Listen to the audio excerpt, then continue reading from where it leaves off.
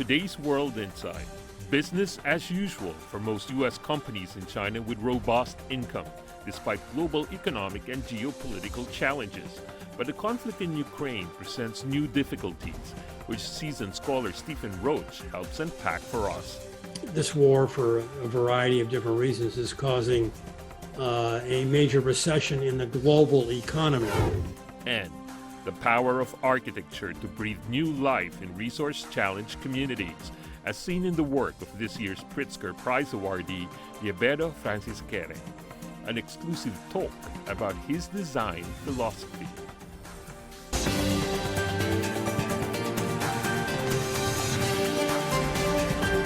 Here's our host, Tian. Hello and welcome to World Insight. I'm Tian. Amid the pandemic to the Ukraine crisis, the China-U.S. trade relationship has been through ups and downs. On Wednesday, U.S. Trade Representative Katherine Tai said there is little progress in negotiations with Beijing.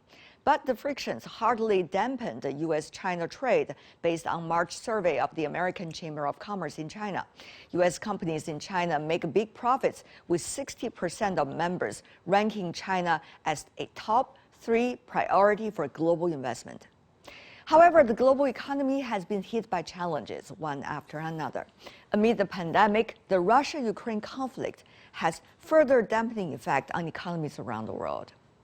On that, I talked to Stephen Roach, senior fellow at the Yale University's Jackson Institute of Global Affairs and a senior lecturer at Yale School of Management. We have seen a lot of interesting, quote-unquote, signs that in the economy and in the financial interactions in the world, particularly revolving the Russia-Ukraine crisis. For example, the highly talked about and debated weaponization of U.S. dollar. How do you see the latest changes?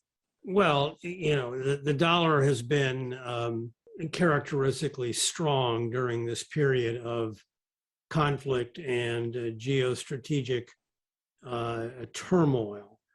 I think over time, though, the dollar is probably going to go through a fairly sharp downward correction once the war and the aftershocks subside. It's going to take a while, though, but the U.S. has a very, very large balance of payments deficit that usually puts a fair amount of pressure on the currency of the deficit economy. And I think that's likely to be the case with the U.S. dollar. I don't think the dollar is going to lose its role as the dominant reserve currency. Though you could see the weakening, apparently, of the euro, at least for now, and other currencies, even though there are talks about the RMB using as the currency for paying off oil and energy to a certain extent between China and other countries, but the RMB is still proportionally insignificant compared, of course, to the US dollar. So how do you see this situation likely to last? What would that mean, the latest so-called weaponization of US dollar for the other currencies and the other economies? Well, I don't see this as a weaponization of the dollar, quite honestly. The only weaponization that's occurred is by U.S. authorities using the dollar as a lever to impose sanctions on Russia. And that is a financial weapon that is putting extraordinary pressure on Russian reserves, a large portion of which are held in dollar-denominated assets. But that is not sort of a standard protocol that the U.S. authorities would ever consider using against any other nation unless there was a severe threat to world peace, as we're seeing right now coming from Mr. Putin and his military assault on Ukraine. But over the past few weeks, one takes a look at the attitudes, particularly of the Europeans who are most likely to be impacted directly, immediately, the interdependence of the economy between Russia and the European capitals are much larger than what people realized at the very beginning of this conflict. Now, Mr. Roach, how do you see, the Europeans' road ahead in terms of how they are likely to see their economy and they are likely to becoming independent as they want to be? Look, this is not a big surprise. The Europeans have known all along that there are strong linkages between Russia, especially through energy demand. And so as Europe is united together with other NATO members, especially including the United States, in meeting this conflict head on, it is prepared to accept and take the consequences. I mean, this whole idea that Putin was going to demand European payments for natural gas in rubles, the Germans said no. They're fully prepared to ration gas if Putin refuses to deliver. Putin would like to drive a wedge within the alliance to fragment the support of those who are countering his aggression in Ukraine. But it's not going to work. And Europe is fully prepared to suffer the consequences, even if it takes a bigger hit than, say, the United States or other interested nations who are not as exposed to Russian energy. On the other hand, you see, countries like India, who has been depending on, fertilizers coming from Russia, pharmaceutical industries, and many other things, and together with other emerging and developing countries who are, somewhat dependent on Russian natural gas, oil, and also, of course, the rippling effect of the war is going to have a huge dampening effect on their economies. So it is not just the Europeans, but a much more complex picture. What would that mean? Will these countries just bite the bullets? The war is in Europe. The war is not in Asia. The war is not in anywhere else in the world. It is right in the heart of Eastern Europe, and the Europeans are on the leading edge of feeling the full force of this conflict. And India can march to its own beat, but that I do not think that is going to in any way whatsoever dissuade Europe. And unfortunately, it may end up coming back to backfire on India. How do you see CPI growing dramatically around the world, and what does that mean for economic policymakers? Well, the inflation rate has gone up in the developed world. I mean, in China, consider yourself fortunate. Your inflation pressures, they've picked up for your producer prices, but not for your CPI. And that's good news for China. But, in the US right now, we have an 8% inflation rate. That's a big deal. And inflation is rising on a very steep trajectory in Europe as well. And the full impacts of the sharp rise in energy prices that have occurred since this war began have not really fed fully into the CPIs. Unfortunately, central banks, especially in the United States, are totally off base when it comes to addressing inflation. The Federal Reserve, raised interest rates a couple of weeks ago, but they raised them by a tiny bit, a quarter of a point. When you have an 8% inflation rate, a quarter of a point on your policy rate means nothing. The Fed's role has been debated quite some, particularly with the recent decisions. Do you see, with the midterm election and the ever more complex geopolitical situations and the U.S. possible choices in the world, the Fed is likely to sway its positions?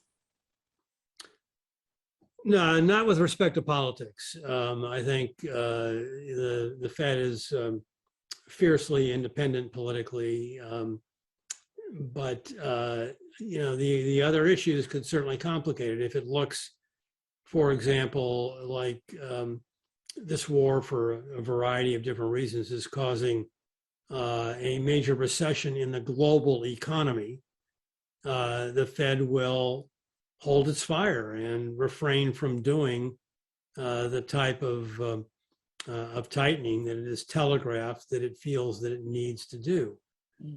So it's what we call a data dependent decision. If the economy keeps growing and inflationary pressures keep rising, you better believe the Fed will continue to tighten. But should something come into play that would alter that outcome, the Fed will change its mind. And the other thing is about the U.S. Choices in terms of trade economic policies, particularly vis-a-vis China. Now, Mr. Roach, you've been observing and analyzing and vocal about this bilateral relationship, economic ties, trade ties.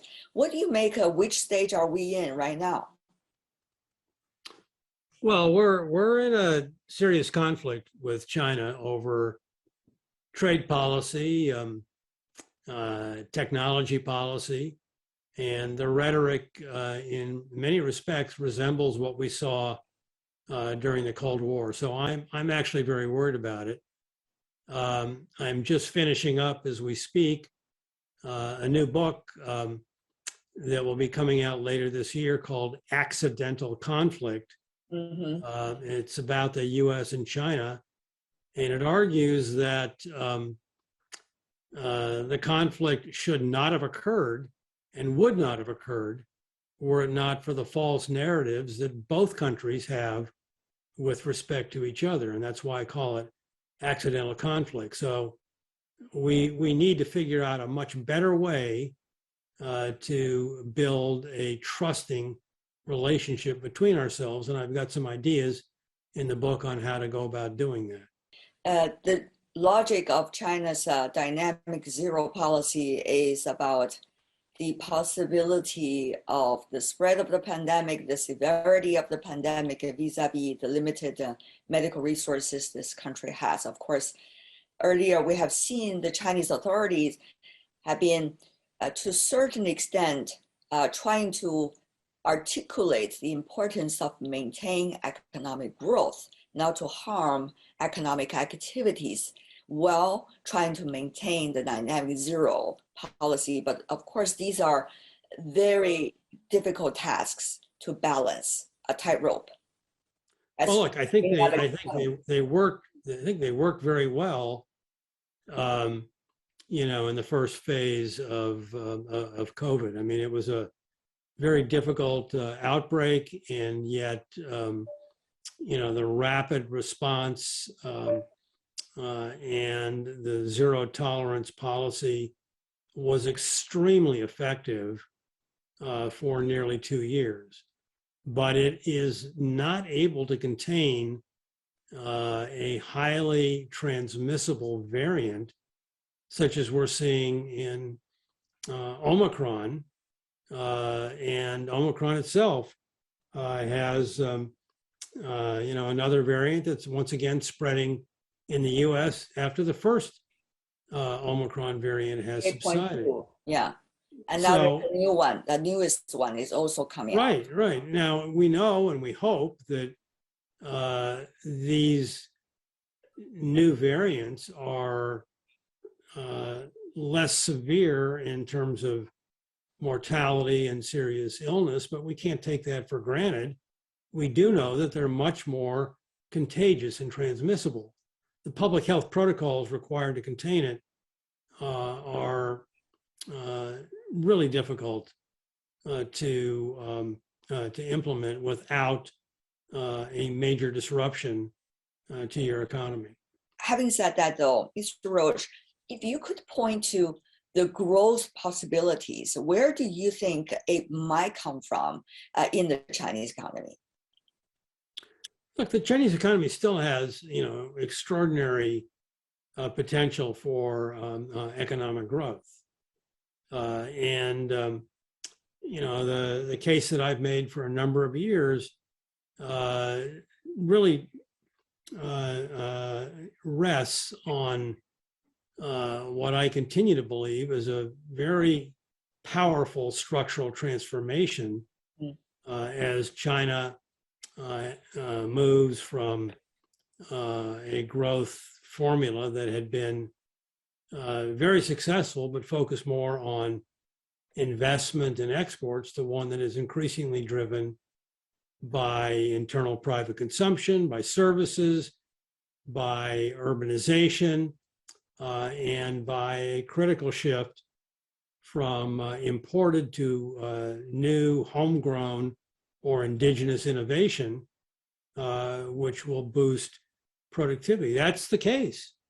But China, like any large, complex economy, encounters difficulty in staying the course. And this is one of those periods where there is considerable difficulty, many headwinds that are producing challenges to the structural rebalancing story that I and others have focused on. Stephen Roach, always such a pleasure. Thank you so much, sir. Thank you. It's always a pleasure to see you. That's my interview with Stephen Roach. This is World Insight. Coming up in the program, the power of architecture to breathe new life in resource-challenged communities, as seen in the work of this year's Pritzker Prize awardee. An exclusive talk with him next. Welcome back. This is World Insight with me, Tian. A well-regarded architecture award, the Pritzker Prize, was awarded to Diabedo Francis Kelly, a talented architect who was born and raised in Western Africa. He is known for architecture that empowers and transforms communities, especially contemporary school institutions, health facilities, civic buildings, and public spaces in infrastructure-hungry developing countries. Mr. Kelly is known for the smart use of local materials to suit the natural climate. His well-known work in his hometown, Gando Primary School, is a testament to his architectural skills and philosophy. He believes people have the right to enjoy quality, comfort living, even in the developing world. I had an exclusive interview with him, the Pritzker Prize awardee. His first interview after winning the prize. Take a listen. Great. Francis, what a pleasure to see you. Yeah. No, I am very, very honored and happy to be able to speak to you on this great occasion. You know, I was reading through the materials sent by your friends to me, and it was just amazing how you managed to build so many things: schools, health facilities, museums, parliamentary buildings, and also, for the outdoor festivals, everything. How did you manage to do that? Where does all these inspiration come from? It's a passion and a love for design. It's the passion and the love to create space that will inspire people, that will give people a chance to celebrate themselves, to stay in intimacy, to be with their friends, to be with their family. It is this love, that is pushing me to create what I'm doing. I totally believe in that, because without that, there's no real drive.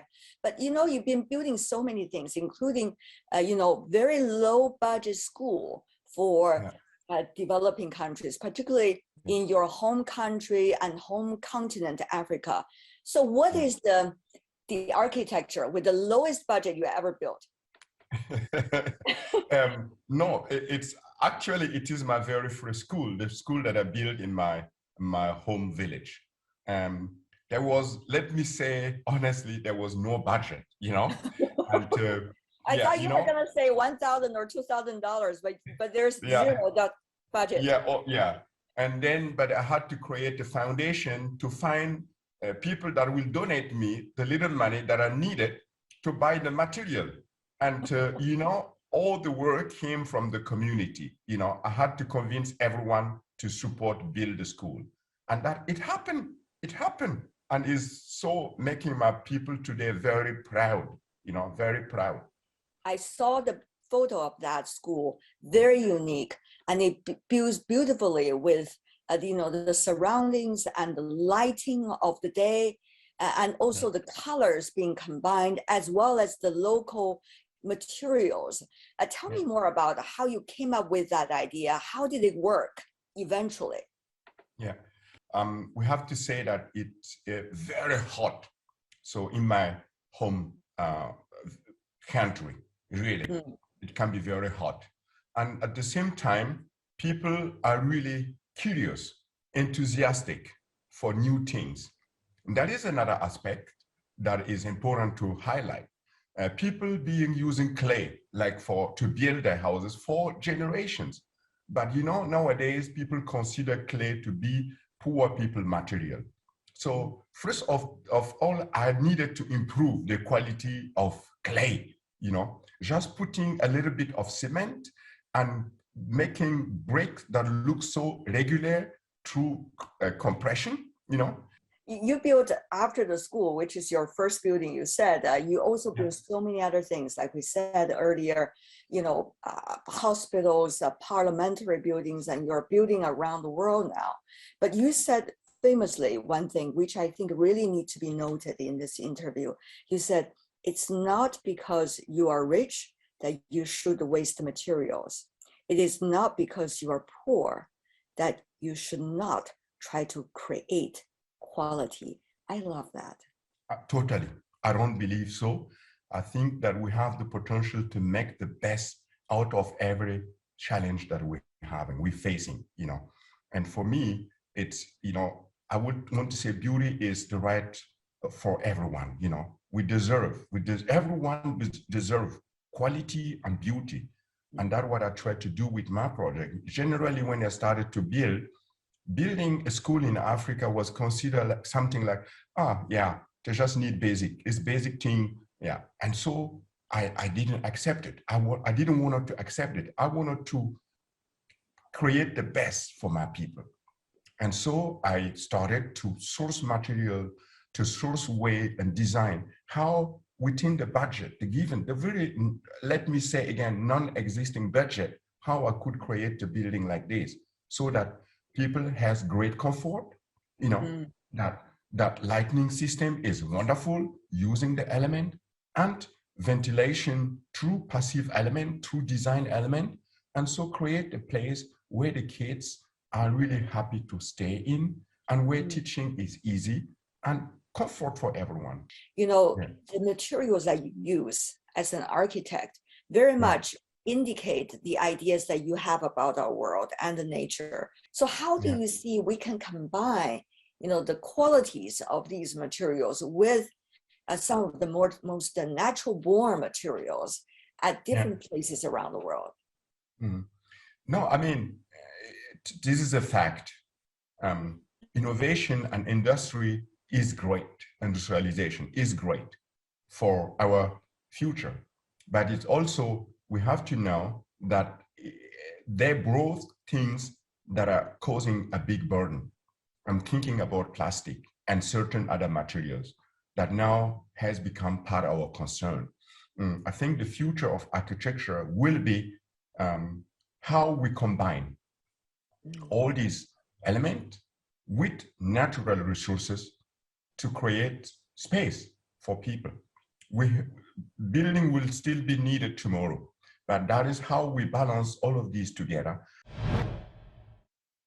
Because you yourself, you grew up on the African continent, Burkina Faso, right? If I remember right.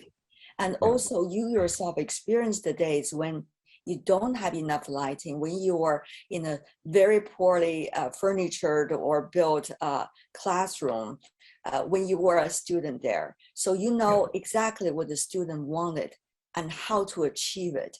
You put your heart in it, it seems. Exactly. In my, when I was a kid, I had to leave my family when I was 7 to go to a city 20 kilometers far to attend education. But 20 kilometers doesn't sound like far. But imagine there is even at that time, nobody, the only one holding bicycle, you could count them. There was only few people in my village owning bicycle, you know. So if you think about transportation and you see that the only means of transportation is a bicycle owned by a few people, and then there is a donkey, you know, then you understand how far 20 kilometers may be, you know. And so I went there to attend school, and then it revolted me to see that outside there was a sunlight so bright, but inside you could barely read because there was no light, you know. There was like tiny little openings, and also it was hot inside. And, you know, in my head, let me say, I was growing the idea to make things better one day when I become adult. You know, that is very simple. And so to create better classrooms for kids, and even more to do better architecture. That is how it started. And so, but if I'm like taking my time to really be myself, I will tell you, doing the projects always for me is like, wow, I want to fascinate people. I want to inspire people through my architecture. I want to take elements from my culture, you know, to bring it to places where I think it is needed, you know, to show, you know, the abundance of fantasy, you know, and imagination from my culture. Like if I do a project in the US, I will do everything so that people know this continent has more to deliver than misery, you know. And that is what I'm trying to bring. And then also I'm trying to be careful with material, you know. I think everywhere in the world we need quality as a, you know, as a site. And that I'm trying to really think about elements like the environment also, because it is a big concern. And that's what I'm trying to also introduce into my architecture. And that's all we have for today. If you'd like to know more, search World Insight, the name of the program, or check out our YouTube channel. Follow us on Twitter and Facebook. I'm Tian Wei. On behalf of my team, thanks for being with us.